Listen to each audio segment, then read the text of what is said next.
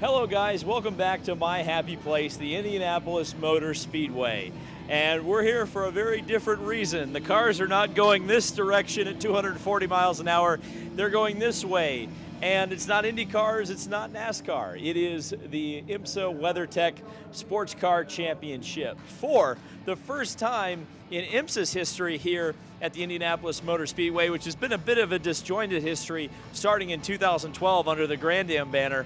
This is the first time this is a true endurance race.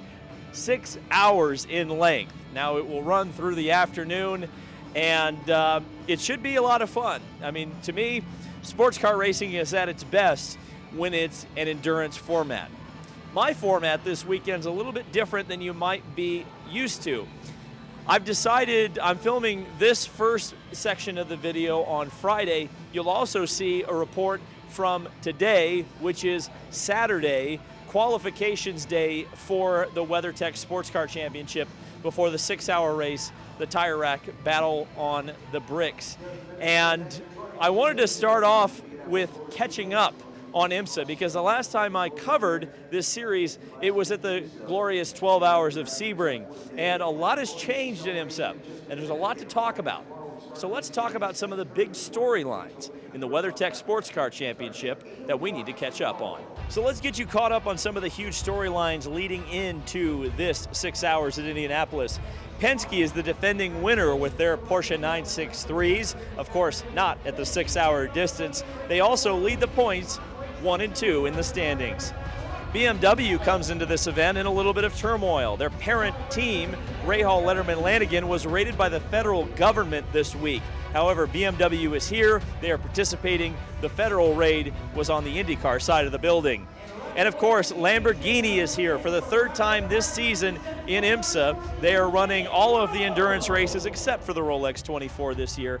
But certainly the debut of Lamborghini here at the Indianapolis Motor Speedway in the prototype division is a story to watch.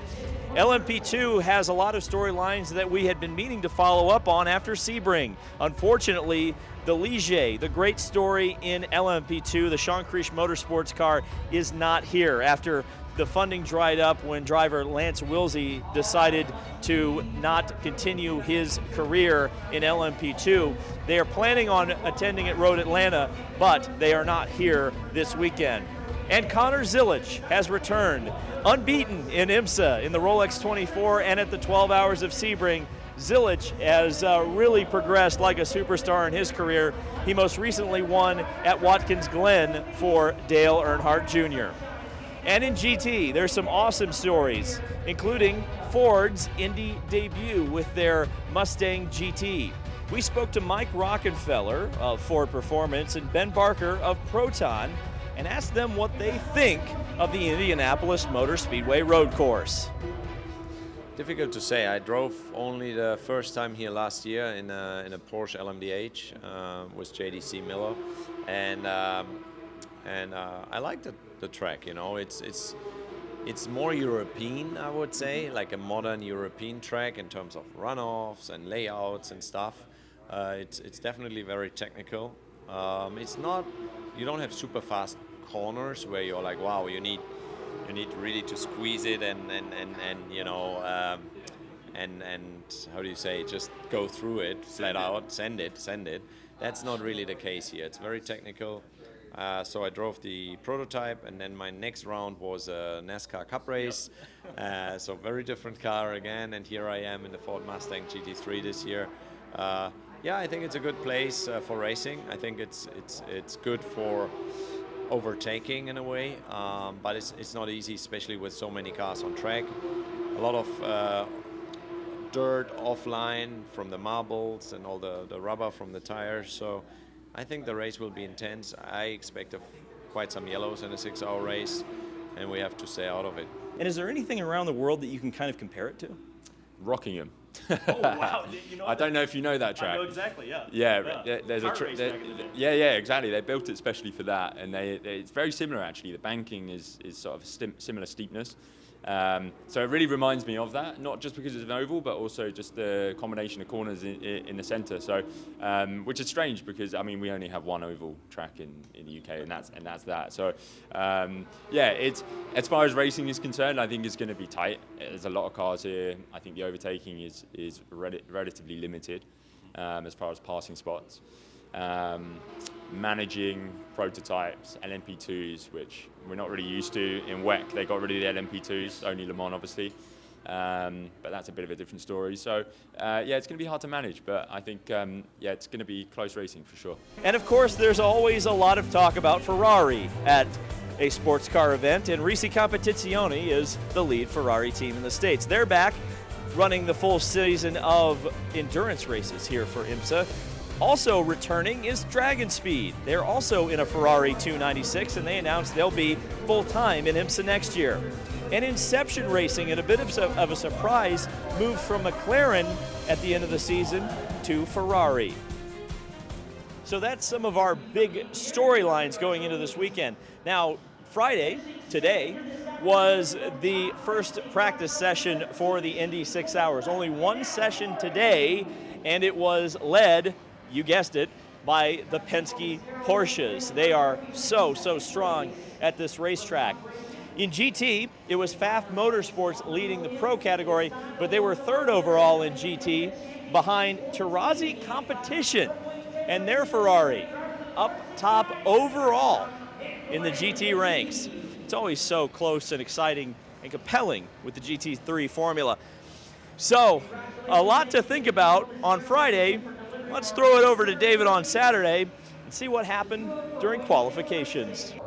Well, I hope I'm actually in focus. You know, sometimes these solo trips, it's difficult to do it as a one-man band, but here we are on Saturday. This was the qualifications day for the WeatherTech Sports Car Championship, and there was some drama today and a lot to talk about in anticipation for tomorrow's 6 hours at Indy. Let's talk about the pole sitters first. Overall, and in the GTP class, it's the number 01 Cadillac Racing with Chip Ganassi Racing Cadillac GTP. This car is driven, or was qualified, by Sebastian Bourdais, who has been so quick in qualifying in that car and at times so quick in the races. So Bourdais will lead them to the green flag. On the outside is the number 40 Wayne Taylor Racing Acura Penske Porsche number 6. Starts on the inside of row 2, and we'll talk about Penske here in just a second.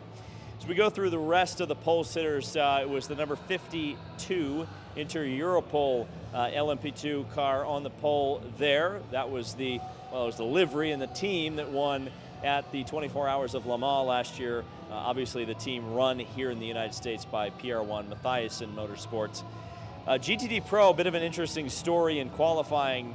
Originally it was the number 77 AO Racing GTD Pro car qualifying on the pole position. That is, of course, Rexy.